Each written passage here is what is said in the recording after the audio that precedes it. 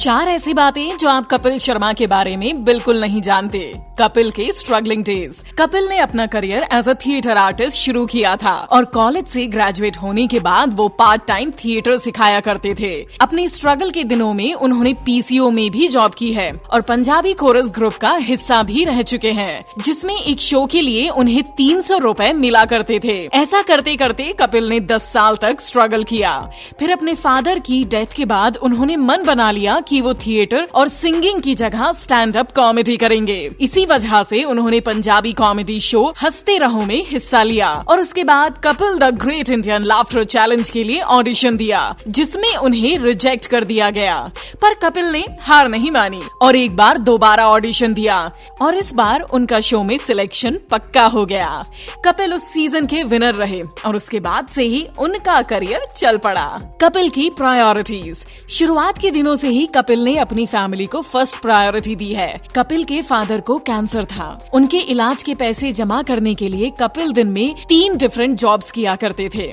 कपिल ने एक इंटरव्यू में बताया था कि उनकी लाइफ का वो सबसे मुश्किल टाइम था, क्योंकि वो जितनी भी मेहनत कर रहे थे उतने से भी उनके फादर का इलाज नहीं करवा पा रहे थे। कपिल के पास इतने पैसे नहीं थे कि वो अपने फादर को हॉस्पिटल में प्राइवेट बेड दिला सकें। कपिल ने अपनी पूरी कोशिश की, पर वो अपने पिता को नहीं बचा पाए। फिर जब उन्होंने अपना करियर थिएटर से कॉमेडी में शिफ्ट किया, तो उसके बाद भी उनकी पहली प्रायोरिटी उनकी फैमिली ही रही। लाफ्टर चैलेंज जीतने के बाद उन्हें जो भी पैसे मिले थे उससे उन्होंने अपनी बहन की शादी करवाई। फिर जैसे जैसे वो अपने करियर में आगे बढ़ते रहे, वैसे वैसे वो अपने माँ के सारे सपने पूरे करते रहे। कपिल ने अपनी माँ के लिए एक नया घर बनाया, उन्हें कई फॉरेन ट्रिप्स पर लेकर गए और साथ ही साथ उन्हें इंडस्ट्री के सारे मशहूर सेलिब्रिटीज से भी मिलवाया, जिसमें से एक थे शाहरुख खान, जो उनकी माँ के फेवरेट एक्टर हैं। कंट्रोवर्सीज। कपिल के करियर में कई कंट्रोवर्सीज रही हैं, चाहे अपनी फीमेल को एक्टर के साथ बदतमीजी करना हो या अपने शूट्स को डिले करना।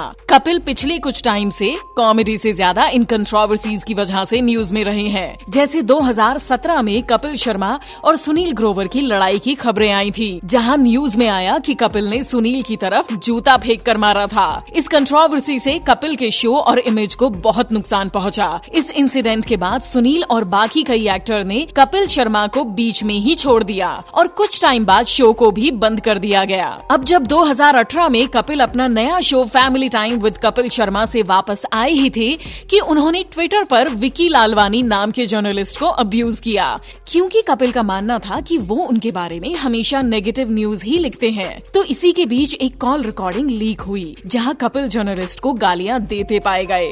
इसके बाद दोनों ने एक दूसरे पर केस फाइल किया और इसी के चलते कपिल का नया शो कुछ महीनों के लिए सस्पेंड कर दिया गया। इस कंट्रोवर्सी के अगले ही दिन एक और कंट्रोवर्सी खड़ी हो गई, जहां कपिल ने अपनी एक्स गर्लफ्रेंड प्रीति साइमंस और नीति साइमंस, जो कि उनकी मैनेजर रह चुकी हैं, दोनों के खिलाफ हरासमेंट और मनी एक्सटॉर्शन का केस फाइल कर दिया।